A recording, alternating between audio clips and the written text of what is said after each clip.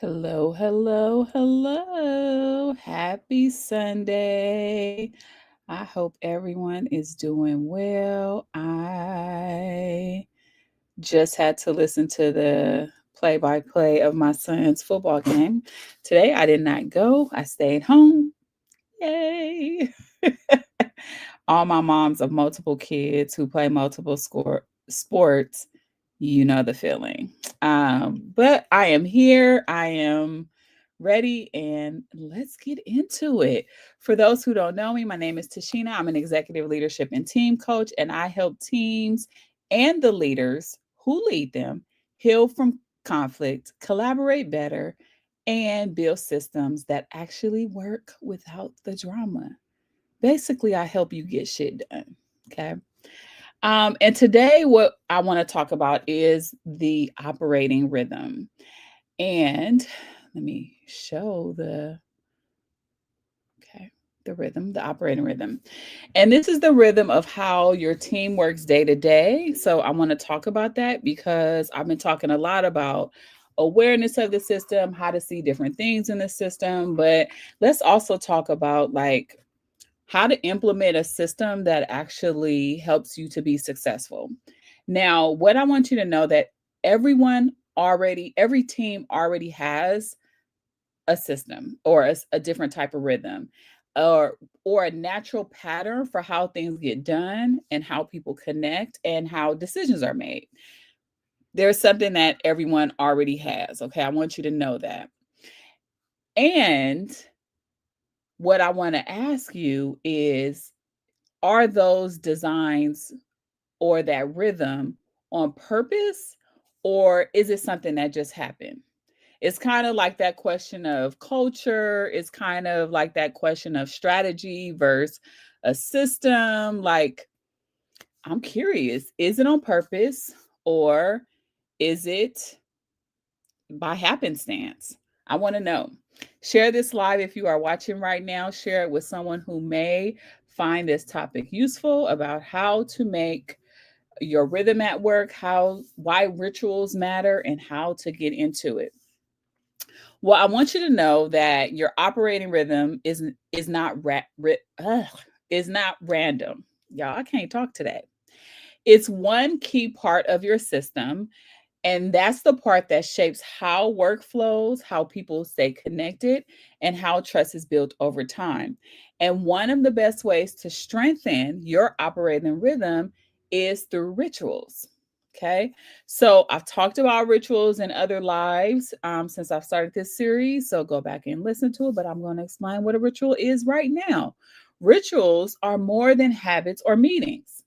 They are intentional moments that keep your system steady and your people grounded. It's like a rhythm. If you think of a drum beat and the beat of the drum is just steady, this is what your rhythm is. This is what rituals are. They help you create predictability, connection, and belonging. And these are the three things every human needs to do great work. We want to be connected. We want to feel like we belong. We want to have some level of predictability in our work, right? Although there are things that there's always constant change and there's always things that are going to be in the way, what or that's going to cause you to shift really fast. When you have rituals, it helps with these things because you always have something that you know you're always going to do, and that's going to help you move forward. Okay. Without rituals, without a steady rhythm, your team will lose focus and start working in silos. People will start saying, well, let me just do what I want to do because I have no idea what is happening right now. But when you have them, the team is going to move in sync. They are not just faster, but they're connected so much to the point where they're stronger together. So, on this day, day 15 of my 30 days of systems that make teams work, what I'm going to talk about is why rituals are the hidden part of your system that keeps it strong, that keeps it going, how a healthy operating rhythm helps your team stay connected and aligned, and how to design rituals that make work more sustainable and not more stressful. Okay. So, again, like I said before, every system, okay, or every healthy system has a rhythm, or in this case, an operating rhythm. And it's not just the foundation of your system, or it's not the only foundation of your system, but it is a critical one, right? It connects the structure, how work gets done, to the human side, which is how people feel and they show up. I'll say that again. It connects the structure of how work gets done to the human side of how people feel and how they show up. In systems thinking, which is what I've been talking for the last 15 days or 15 lives, is that rhythm is what creates structure without rigidity. Okay. So there are key moments in your system and key rituals that you put in place, but you put those in place so everything is not as rigid as like a policy, a rule, a law, right? So that's what a rhythm does. It's what helps people feel safe enough to be aligned and to move forward together effectively. When your operating rhythm is off, everything feels harder. Work will feel reactive instead of intentional. So you're always going to be reacting to things. You're always going to be saying, oh my God, like, like, oh, I got this and I got that. And oh my God, I'm overworked and I'm burnt out and there's too much to do. And I haven't, I'm at work and I'm sitting in my office and I haven't went to the bathroom yet. Like all of these things are going to be happening, right? This is what happens when you don't have a clear operating rhythm. Or you'll have meetings and a ton of meetings, and your meetings will not have a clear purpose. It's like, let's get together, but we're not sure why we're getting together. We're just getting together, but we'll figure it out when we get there. Like, you don't want that, right? You want a clear rhythm, a clear kind of like ritual that puts in place on how meetings are ran. And then you'll have everyone working hard, but not working together. This is where you get the silos. People are doing their own things because things are not clear. There's no intention. We don't know what we're doing. And this is what happens when you don't have a constant rhythm or a constant operating rhythm with some rituals and some structures in place to help you move forward. But when your rhythm is strong, the system will feel stable even when things change. So even when there's a lot of change happening around you, you kind of stay to that kind of rhythm because you know, or that ritual, because you know that's the place of safety. That's the place of, renewal. That's the place of being able to say, like, I know that I'm safe here. I can renew my energy here. I can have a place of just like, let me get my mind right whenever you have rituals, right? Because you know those things are predictable, and we all love some element of predictability, even in the midst of change. So when people know what to expect, and when they know when they can pause, they will know how to move forward without burning out. That's exactly what I just said. So a clear operating rhythm helps your system and it helps your people. And what it does is it helps them stay steady during a change. It helps you make decisions faster. It helps build trust because you're consistent, and it reduces all the stress and the confusion and the burnout that comes with that. When I was in the CTI leadership program, and I've talked about this a lot on my posts and in my emails and even in my podcast. CTI stands for Coactive Training Institute. It is where I got my foundational coach training, and I also went through their leadership program. Their leadership program was a year-long program with 4 retreats. Mine's ended up being maybe like a 3-year program because I got caught in the middle of the pandemic where we couldn't go to our retreats every day. So we kind of extended it until we could come back together in person. But I finally went through it. And I think that pandemic was the greatest gift of that program for me because it allowed us more time to really lock in the learning and really like put things into action and really embody that experience. So it's phenomenal. So if you, I don't know if they are enrolling right now. I think they're revamping some things, But if you ever get the chance to be a part of that CTI leadership program, chef's kiss, I definitely suggest it. And it's a lot of what I have gotten my learnings from. And it's a lot of the reason why I teach leadership the way I do because of that program. And when I was in that program and when I went through the formal training, I would say I'm still learning things about leadership to this day. But when I was going through that formal training, every morning, our entire group started with this grounding ritual, a morning ritual. And what we'll do is we'll go outside and we'll form a circle and we'll take a few minutes to connect with each other, connect to nature, connect to the purpose of the day. And that small moment literally set the tone for the day. And even when the pandemic was happening, literally March 2020, I was at the retreat. I was literally not really knowing what exactly was the magnitude of what was happening at the time, but we were at the retreat. And during that time of chaos and change and all of that, we still had something to ground us, something to connect us, something that still provided a sense of safety and calm that maybe other people were not getting at that time. And so this is the power of a ritual because it gives you the predictability of things being okay, at least, in the grand scheme of things. Like it's okay. We'll get through it. Your team's rituals might look different. They might look like a weekly stand up or a Monday kickoff meeting or even a Friday kind of reflection for the week. But they serve the same purpose. I remember in my last team, we would have Monday, kind of like I forget all the names, but because we were coaches, we called ourselves Coachella, and we had like backstage pass, which was like our time for learning. We had different things where it was like reflection time, but we had a Monday and a Friday set, and we always did that, and we stayed to that. So you always knew every week if you were going to have meetings, those were the two meetings, and they were very intentional. They had a purpose, and we knew exactly what we were going to have to do for those days. And so you may have these type of meetings and you may have these type of rituals. I think they're very important.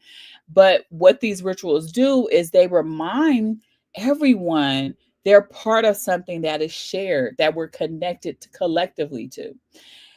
And when you have a rhythm, people don't have to push as hard. We don't have to push for our opinions, for our decisions, for tasks, for work to be done. We don't have to push as hard because we always have a space, set aside for that time to talk about the work that you're doing or to talk about some places that you need support without feeling like, dang, how can I get on my manager's calendar? Or how can I share what's happening? Or how can I get a meeting with this person? Because you have a ritual where you all come together. The system of a ritual will support you going forward and will support where you kind of have some gaps in your own work. So, rituals are how your operating system or your operating rhythm becomes real. It's how we make things true, right? And they are the small, consistent actions that hold your system and your people together. They bring structure, they bring connection.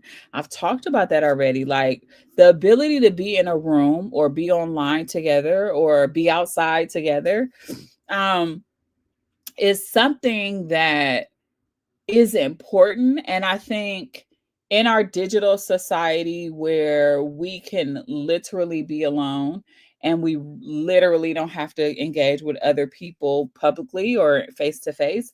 And I say this as an introvert girly who prefers my alone time, that the power of being with people, the power of being able to get some things done and off your plate when you come together in ritual is something that cannot be skipped over. Because what I realize is that I actually get more work done when I could just say, let's get together, let's talk about it, and let's like do the thing, right?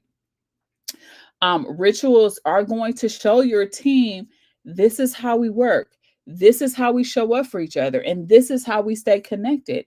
And so you want to have that. If that's the only purpose of that, that's enough of a purpose to move you forward. So when you design the system, you want to make sure that you bring the human connection, because it's easy to focus on process. I think in our society, we have built structures, especially out of, the times when it was a lot of manufacturing, when there was just a lot of like, we need to have assembly lines and things like that. Like, we have designed systems where we have to focus on the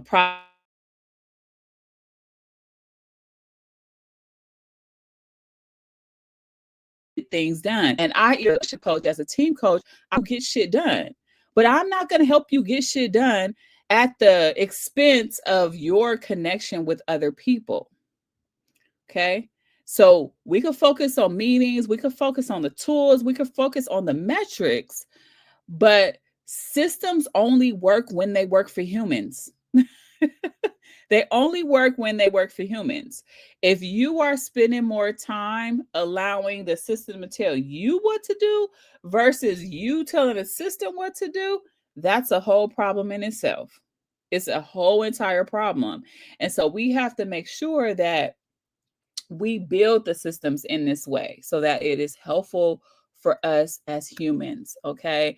Yes, AI is going to tell you how to write your email. Yes, AI is going to tell you what to say to somebody, right? But if AI and the robots tell you what to do, they no longer work for the human.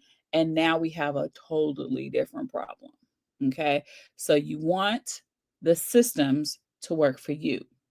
When we start by understanding people, and this is where you start, you understand as a leader, you have to understand your team's fears, their needs, and their desires. Okay. And the reason why this is important is because you want to design rituals that actually matter for those fears, needs, and desires. So, right now, we are in a very hostile political environment. So, what systems, what rituals do you need to put in place for people to have some sense of calm, predictability at work? What do you need to put in place? Because underneath every behavior at work is a human need. We all want to feel seen, we want to belong, and we need to know that whatever we contribute, it actually matters for it matters. Like, we're not just doing it just to do it. And when those needs are not met, the system feels cold, it feels mechanical, it feels robotic, it feels distant, it feels like you can't, it's hard to be connected to the work. But when rituals honor those things, the human side of people, the system finally is working. It feels good. It feels like something worth going to on Monday morning. It feels that way, right? A great ritual doesn't just keep people organized, though, it helps them to feel seen, to feel safe, to feel valued, to feel connected. And it reminds them they are part of something bigger than just their to do list. Okay. You want People don't want to think like they're just replaceable, or they're just here to work and put out stuff and they're just here for the labor. People don't want to feel that way. They want to feel like they're making an impact. It's a true desire and need. Whatever your need is and whatever impact you want to make, be it positive, negative, whatever it is. Like, I'm not here to judge, but that's the way people, the ultimate underlying need is for that. Okay. Here are some examples of some rituals that can help you build an operating rhythm that actually works for you and your team. The first thing is weekly syncs. And this is where you just come in, you have like a Monday morning where you align all your priorities, you talk about what's blocking progress, and you just like come together and ask for help and assistance, or even just to share things, or what's the thing that you're going to be working on for the week, so that everybody knows We're moving together. This is the path that we're on. This is also going to help you from duplicating work. It's going to help you get decisions made. So you just want to make sure that you have these weekly syncs. Um, no team should be going months and months and months without coming together. I worked with a team who hadn't had a meeting in months, like months and months and months. And they felt like, things were happening, but what was really happening was a lot of conflict, was a lot of assumptions, there was no alignment. People were running on fear and anxiety. People were not addressing things as they happened. It was a lot, it was a hot mess. It was a hot ass mess, like for real. Because they never got together. Like just the simple like turn the light switch on and let's communicate was missing. And so a weekly sync could help you. This is a ritual that you want to put into your operating rhythm to help you. The opposite of that is a Friday reflection. So pause, do a retrospective, or if you're not doing a retrospective, just talk about what you learned for the week. I mean, they're all retrospectives in the big scheme of things, but talk about what your reflections were on the week, what your reflections were for a team that you work with. What was your reflection on a project that you just completed? Or you're in the middle of like, let's pause, let's recognize our progress because people need to see that their effort is adding up, that they're moving somewhere. Also, like at the kickoff of a project or a major initiative and at the closing of a major initiative, create shared beginnings and endings that give meaning and closure. And so, if you're working on a major project, you want to do a real kickoff. Like, let's not just say, okay, senior management told us to do this thing, so we're about to start working on it. And we're working on it, and we're just like, all hands on deck and let's go without coming together to sync, to talk, to stand up your tool for watching for workflow. So your Trello, your Asana, you haven't set that up.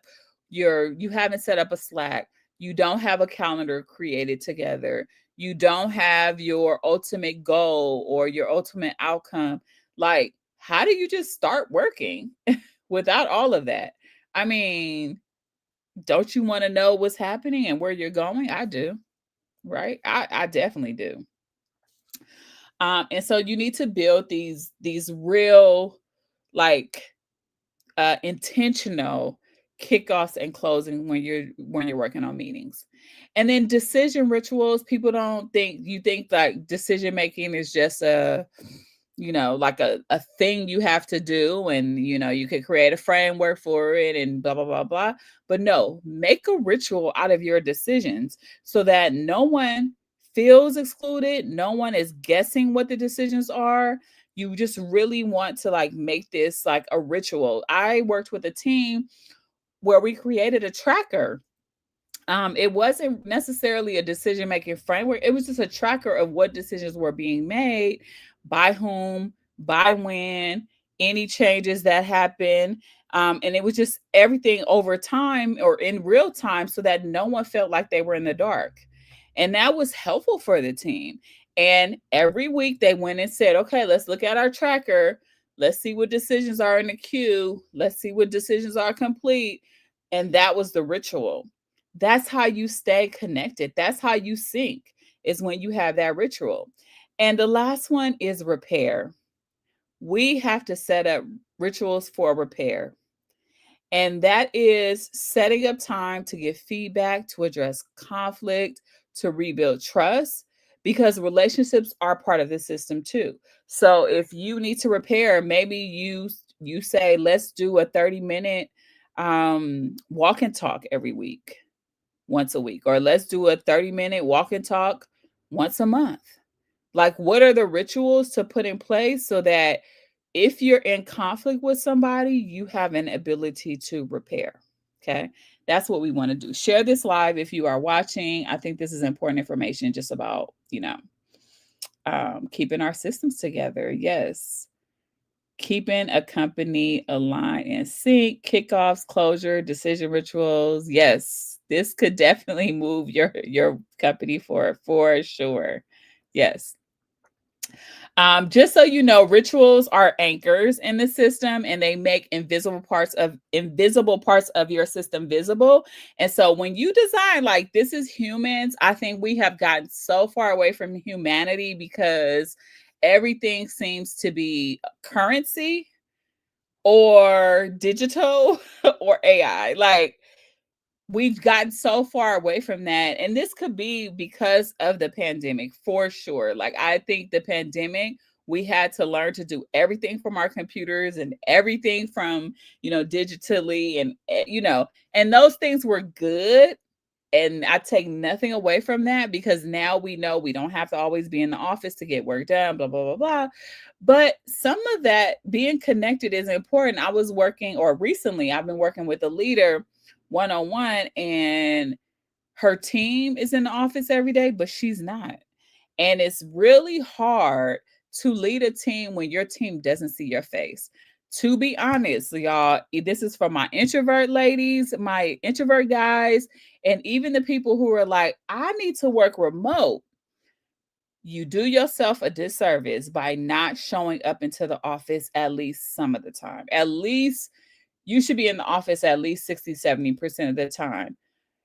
Not because you just need to show your face and to show that you're there, but because when you are connected to people in real life, IRL, you are more likely to get the promotions, to get the opportunities, to have the repair, to make decisions and have a seat at the table because you are there. You are going to see somebody when you're walking down the hall and you'll be able to say, "Hey, can I pick your brain really quick?" Or they'll be able to do that to you. Or, "Hey, this meeting is about to happen. You want to come in?" Like, you want that to happen. If you're talking about opportunity, visibility, and things like that, sometimes you have to be in the office. This is humanity. This is relationship building. This is how you keep people together, collective. And rituals are all about how do we stay connected at the end of the day. It's not just about the work, but how do we stay connected in service of the work, in service of the impact we want to have. That is the big problem, or not problem, but that is the kind of like gold star that we're after. Okay. So here's where many teams go wrong. You confuse a routine with a ritual. Okay.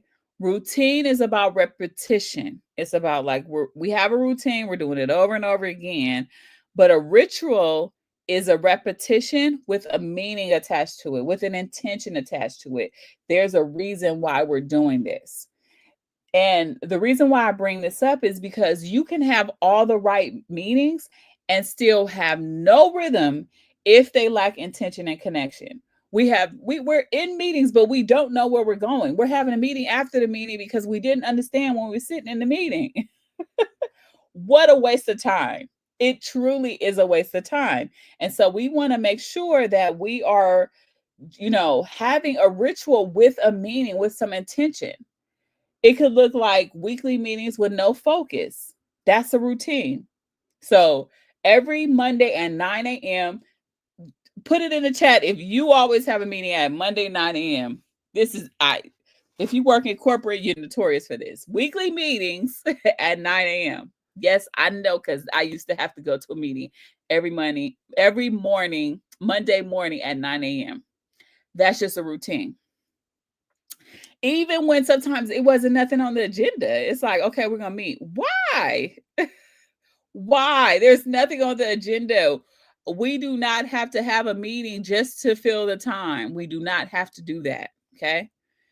Another thing is check-ins, and it's small talk and there's no real conversation. So I'm gonna have a check-in. I used to have check-ins with my boss, and I used to be like, okay, what am I gonna talk about? I don't know why we're having this meeting, but let me figure it out, because it was on calendar. If you have nothing to bring, delete, don't need the calendar. Okay. Or you celebrate a win, but you don't reflect on a lesson. That's an incomplete ritual. So you are putting something in place where you're celebrating wins and celebrating how people are coming together connected, but then you don't talk about the lessons what you learned. What did you learn? We talk a lot about HR managers, learning and development leads, senior managers, directors. We talk a lot about having learning organizations. If you do not have reflection time, you are all talk, no action. Your system is broken and you don't have a system with rituals that actually reflect. If nobody's going to tell you, I'm telling you, and I care about you, and I really want you to succeed. Okay. So just know you can't celebrate a win without reflecting on the lessons as well. And are you also that person? Let me just put it in the chat. Are you the person also that has a 9 a.m. meeting on Monday mornings, and all of a sudden, after a while, you have started to make an excuse not to show up?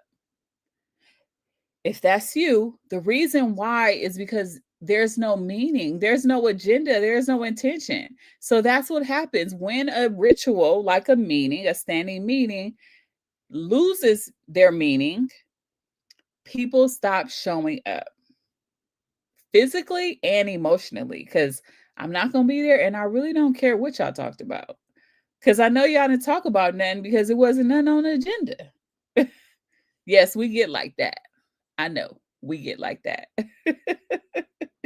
So we just want to be careful about just having these meetings and these stand-ups, but not actually having intention. Okay. So to bring the rhythm back, to get into this cadence that you need to have intention, which is knowing why you do it, and you need to have consistency, doing it often enough for it to matter. Okay. Rituals have to both create stability, trust, and belonging. It has to have all of that. So I want you to look at your meetings and ask yourself, does it create stability, trust, and belonging? I want you to look at those check-ins. Does it create stability, trust, and belonging? I want you to look at your team offsite. Is it creating stability, trust, and belonging? I want you to look at, your ritual of reflection time, feedback. Does it create stability, trust, and belonging? If it doesn't, it's time to clean it up. It's time to clean it up, or your system is going to break down and you're going to have a system that's either going to be inequitable, so everybody is not going to get treated the same way, or you're going to have a system of chaos, confusion, where people don't know what the hell is going on, or you're going to have a system of burnout where people feel overworked and they feel like I'm doing all this work to what end? Okay. So you want to make sure you look at your rituals in this deep way.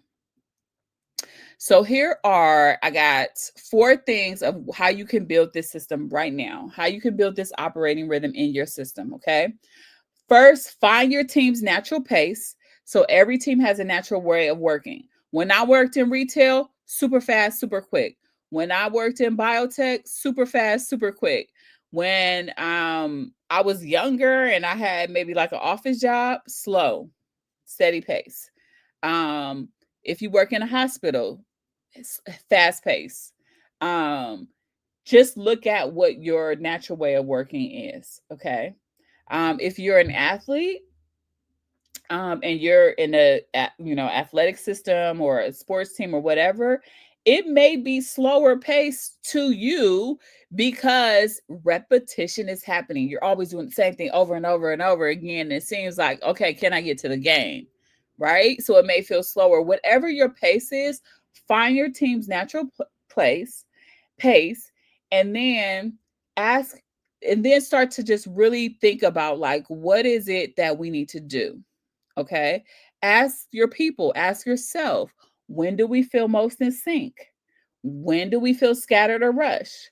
What pace helps us do our best work and still have energy left over? Okay. Your rhythm should fit the team. Okay. Not the other way around. Your team shouldn't have to fit into the rhythm. Your rhythm should establish how the system works, how it moves, right? When I was in retail, I remember we used to have like these district managers come and do walkthroughs in the store. Okay. For any of my Gap people, hi. okay. Like, y'all know retail, right? But it wasn't just Gap. I worked at Lady Foot Locker. And, I've had different jobs. Okay. Fun fact: when I worked in Lady Foot Locker in San Francisco, downtown at the Powell Street store, um, inside the mall, when the mall was popping, I did meet Jay-Z in person and I did meet Method Man in person. And I thought I was starstruck when I was younger. But it was so much fun. I tell you, my retail days were so much fun. But I remember when I worked for the Gap and we used to have district manager walkthroughs. And I remember managers would say things like, oh, we got to hurry. We got to get the store together. We have to do this. We have to do that. We have to do this. And all of a sudden, I would have to fit into the rhythm of the store manager or the district manager coming into the store to check things out. But as I'm older, I think back to it and I say to myself, and I actually used to say this statement that I'm about to say is like, you don't have to, if you're always ready, you ain't got to get ready. If you're always ready, you don't have to rush to get ready. And to me, what that's saying to me now is like, I was already prepared based on my own rhythm of how things work, where it didn't matter who walked in the store, I was always ready. And they fit into the rhythm of how things went. I think when we start to try to match other rhythms and match other energies, I'll say it that way, that's when we start getting scattered. We start missing key information that we need to know. We stop making the right decisions because we are trying to fit into a different pace that isn't natural for us. So, as a leader, what is your team's natural way of working? The second thing is to anchor your system with just a few core rituals. Start small. One or two rituals that can help you bring the connection that you want, bring the trust that you want, bring the clarity that your team needs to do things. So it could be a Monday kickoff to set goals and expectations. It could be a midweek check-in to clear blockers, to realign, or it could be a Friday reflection. Close the loop and help people see progress. You don't want to throw too much at people too fast because that could be, change is always kind of like, ooh, like a slap in the face, like, ooh, I got to do all of this. So you want to slow, you want to, again, the natural pace of the people. How do we match what energy, what pace they have to implement new change? Okay. The third thing is design for renewal, not just output. Now, what I mean by this is we need to intentionally set times for rest, not just results.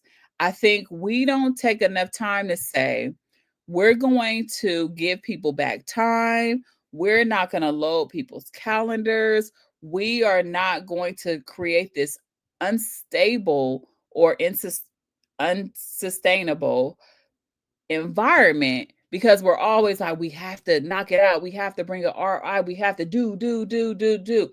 I think that's too much for people. And we have to design for people to have rest. This could be Monday meeting free Fridays. It could be monthly team learning days.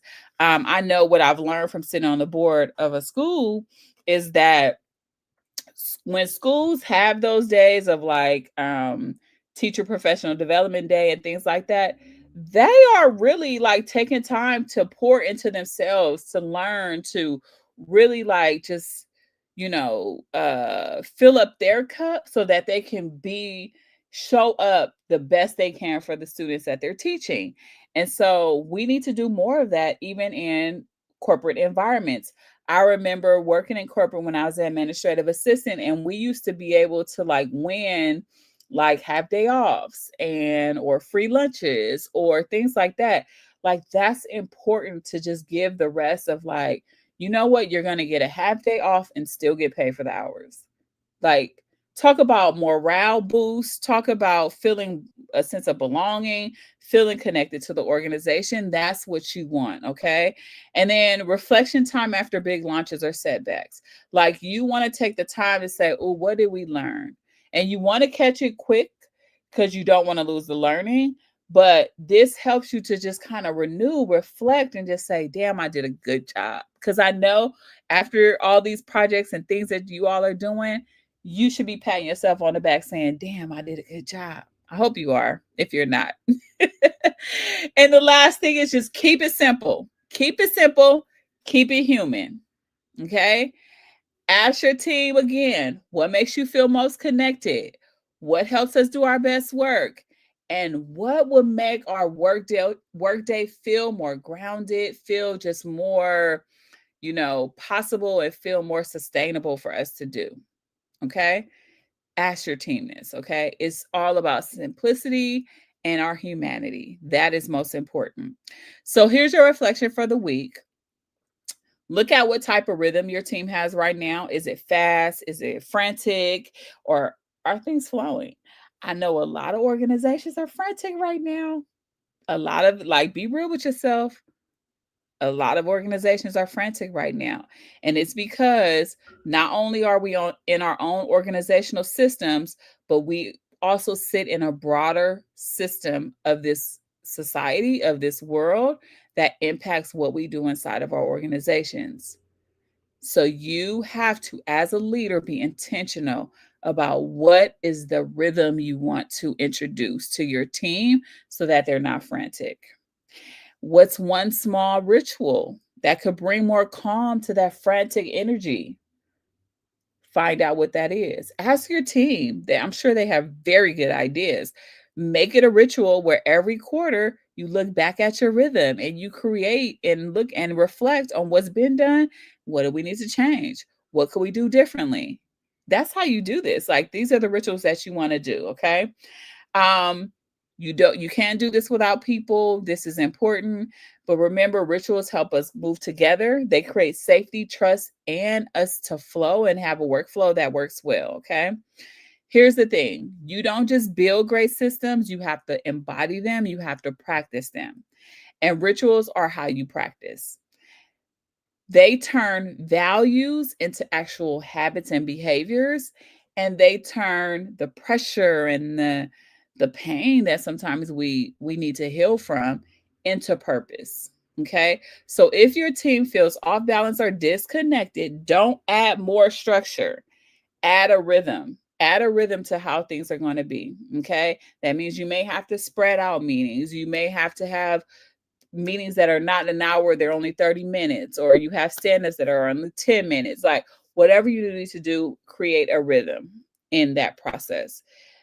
Because you want to create a sustainable system where there is performance, sustainable purpose, performance, and purpose in your organization. Okay. If you need any help, if you are looking for somebody to help you with this, please reach out to me. I, again, help teams collaborate better, get shit done, and I am on a mission to help much more organizations and teams heal from all of the trauma and all of the things that they've been through. Okay. So I hope you all are having a good Sunday. I gotta go because, y'all, I stopped cooking dinner in the midst of this because I waited till last minute to start cooking dinner. So I'm gonna go back and cook dinner. I'm cooking hamburgers and homemade fries. Okay. So talk to y'all soon. Bye.